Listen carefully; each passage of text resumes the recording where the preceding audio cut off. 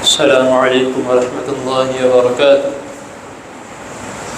ان الحمد للہ والصلاة والسلام علی رسول اللہ، اما بعد، احسن الکلام کلام اللہ واحسن الہدی ہدی محمد صلی اللہ علیہ وسلم۔ حضرات محترم، آپ سب کو علم ہے کہ یہ دن اور یہ مہینہ اور جو آنے والا مہینہ ہے،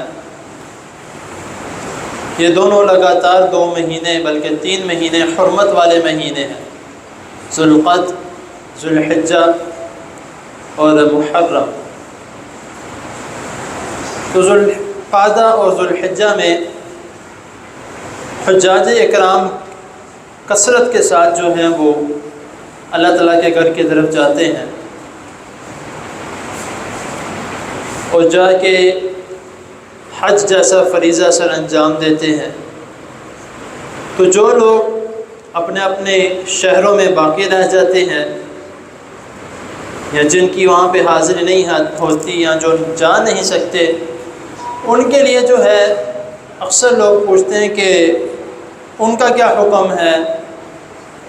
وہ تو ظاہری سی بات ہے، ہم سب کو علم ہے کہ وہ جس شہر میں رہتے ہیں، جس ملک میں رہتے ہیں، وہاں پر ہی وہ عبادات کریں گے، وہاں پر ہی وہ اگر اللہ تعالیٰ نے توفیق دی ہے تو وہ قربانی کریں گے۔ تو لیکن آپ نے دیکھا ہوگا کہ اللہ تعالیٰ نے جو حج کرنے کے لیے نہیں گئے، ان کو کسی نہ طریقے سے اپنے گھر آنے والوں کے ساتھ مشابہت دے ہی دی ہے کہ جس طرح میں ان کو معاف کروں گا، ان کے اوپر رحمت کروں گا، اسی طرح میں تمہارے اوپر بھی اپنی رحمتیں برساؤں گا۔ اب وہ طریقہ کار، وہ عمل کون سا ہے؟ اب یہ ایک ایسا طریقہ کار ہے، حج کے لیے ہم جاتے ہیں لیکن ہمیں پیسے خرچ کرنے پڑتے ہیں، تھوڑی محنت کرنی پڑتی ہے، ادھر جا کے بھی اور جاتے ہوئے بھی، سفر میں بھی تمام جو ہے مشکلات کا تھوڑا بہت سامنا کرنا پڑتا ہے۔ لیکن ایک ایسا عمل جس کے لیے نہ ہی ہمیں کوئی مشکل کرنی ہے،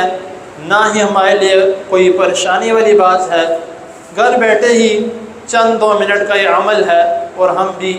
جو ہے وہ اچھا خاصا ثواب کما سکتے ہیں۔ اب وہ کون سا عمل ہے؟ ذوالقعدہ کی آج 29 تاریخ شروع ہو چکی ہے، کیونکہ جو اسلامی مہینوں کا حساب جو ہے وہ قمر یعنی کہ چاند کے ساتھ شروع ہوتا ہے۔ تو ذوالقعدہ کی آج 29 تاریخ شروع ہو چکی ہے۔ ہو سکتا ہے کہ اگر یہ 29 کا مہینہ ہوا تو کل چاند نظر آ جائے گا انشاءاللہ تعالی، اگر یہ 30 کا ہوا تو ہفتے والے دن تو کنفرم ہے انشاءاللہ۔ تو 2 دن یا 1 دن ہمارے پاس باقی ہے کس عمل کے لیے؟ جنہوں نے قربانیاں کرنی ہیں، جن کے پاس ذبیحہ موجود ہے یا انہوں نے لینا ہے، ان کے پاس توفیق ہے انشاءاللہ تعالی، ان نے آگے جا کے لینا ہے،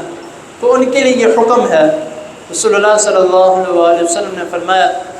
کہ جس شخص نے ذبح کرنے کے لیے ذبیحہ لینا ہے یا اس کے پاس موجود ہے، تو وہ ذوالحجہ کی 1 تاریخ سے 1 تاریخ سے لے کر جب تک وہ قربانی نہ کر لے، اپنے ناخن اور بال نہ کاٹے۔ تو اسی لیے کوشش کریں کہ جن جن حضرات نے قربانی لینی ہے وہ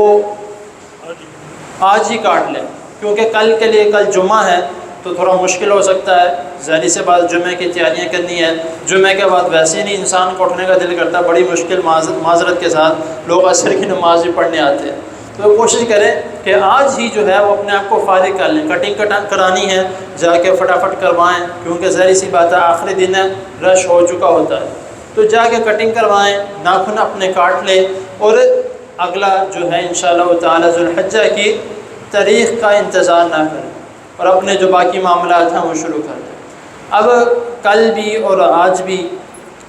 1-2 سوالات جو ہیں وہ میرے سامنے آئے تھے اسی طرح کے، اسی کے متعلق، کہ یہ تو ہو گیا قربانی والوں کے لیے، جنہوں نے قربانی کرنی ہے تو وہ اپنے بال ناخن نہ کاٹیں۔ اب یہ مشابہت جو ہے وہ ہماری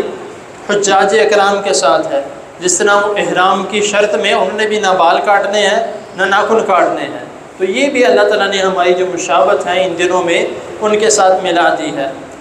خیر، جنہوں نے قربانی کرنی ہے ان کے لیے تو یہ شرائط لازم ہو گئی کہ انہوں نے نہ بال کاٹنے ہیں نہ ناخن کاٹنے ہیں۔ اب جنہوں نے قربانی نہیں کرنی ان کے لیے کیا حکم ہے؟ اسی طرح ایک صحابی نے رسول اللہ صلی اللہ علیہ وسلم سے سوال کیا کہ اے اللہ کے رسول صلی اللہ علیہ وسلم، امیر صحابہ کرام قربانی لے رہی ہیں اور وہ اپنا ذبیحہ بھی لے چکی ہیں، اب وہ جب عید کا موقع آئے گا تو انہوں نے ذبح بھی کرنے ہیں اور ان کے لیے حکم ہے کہ انہوں نے نہ ناخن کاٹنے ہیں نہ بال کاٹنے ہیں، تو ان کے لیے تو ثواب ہی ثواب ہے، تو ہمارے لیے کیا ہے؟ تو رسول اللہ صلی اللہ علیہ وسلم نے فرمایا کہ اگر جو شخص قربانی نہیں لیتا یا اس کی استطاعت نہیں ہے، جان بوجھ کے قربانی نہ لینا یہ ایک الگ بات ہے، اس کے اوپر ایک الگ گناہ ہے۔ اگر استطاعت نہیں ہے، لے ہی نہیں سکتا یا حصہ بھی نہیں ڈال سکتا، تو اس کے لیے یہ حکم ہے۔ رسول اللہ صلی اللہ علیہ وسلم نے فرمایا کہ وہ بھی امیر لوگوں کی طرح، جس طرح وہ قربانی کے لیے اپنے اوپر شرط قائم ہو جاتی ہے کہ بال نہ کاٹنا، ناخن نہ کاٹنا، تو تم بھی اگر اس عمل کو کرتے ہو تو یہ تمہارے لیے بھی انشاءاللہ تعالیٰ قربانی جتنا ہی ثواب ہے۔ اب رسول اللہ صلی اللہ علیہ وسلم نے ایک بہت بڑا پیکیج ہمیں دیا ہے، اب ہمیں کوشش کرنے اس کو ہم اویل کریں۔ اب ایک اور بات جو ہے وہ میں کرنے لگا ہوں، دل نہیں دکھانا چاہتا لیکن معذرت کے ساتھ کرنی پڑ رہی ہے۔ اب یہ 10 دن جو ہیں جنہوں نے قربانی نہیں کرنی، اس میں امیر بھی آتے ہیں، جنہوں نے قربانی کرنی ہے اس میں غریب بھی آتے ہیں، سارے بھی اس میں شامل ہیں، اور انشاءاللہ تعالیٰ سب کی کوشش ہوگی کہ ہم یہ اس سنت پر عمل کریں۔ لیکن اس سنت پر عمل کرنی ہے، 10 دن بال نہیں کٹانے، تو ظاہر سی بات ہے جو ریگولر شیو کرنے والے ہیں، جو روز شیو کرتے ہیں، ان کے لیے 10 دن گزارنا تو کم از کم تھوڑے بہت بال تو آ ہی جاتے ہیں۔ تو اب سوچا جائے کہ ہم ایک سنت پر عمل کر رہے ہیں، جسی طرح چاند نظر آتا ہے، ہم قصائی سے کہتے ہیں جلدی جلدی چھڑی پھیرو میں جا کے شیو کرا کے آؤں۔ یہ کس طرح کے ہمارے اعمال ہیں کہ ہم ایک طرف جو ہے وہ سنت پر عمل کر رہے ہیں کہ 10 دن ہم نے بال نہیں کٹوانے، اور 10 دن سے پہلے جو ہم نے بال کٹوائے ہیں اس میں بھی ہم نے کٹنگ بھی کروا لی، شیو بھی کرا لی، کہ آگے 10 دن میں نے بال نہیں کٹوانے تو میری داڑھی تو بہت بڑی ہو جائے گی۔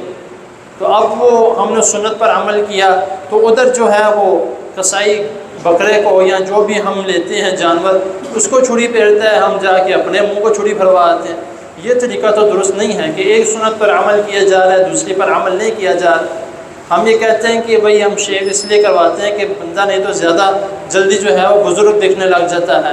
یا داڑھی کے ساتھ بندہ مولوی کہلانے لگ جاتا ہے، یا داڑھی کے بغیر جو ہے ہم بہت پیارے لگتے ہیں۔ تو کیا نعوذ باللہ من ذالک، یہ الفاظ کہنے لگا مجھے کہنے نہیں چاہیے کہ صحابہ کرام رضوان اللہ علیہم اجمعین کیا ہم داڑھی میں اچھے نہیں لگتے تھے؟ رسول اللہ صلی اللہ علیہ وسلم کے چہرہ مبارک پر داڑھی تھی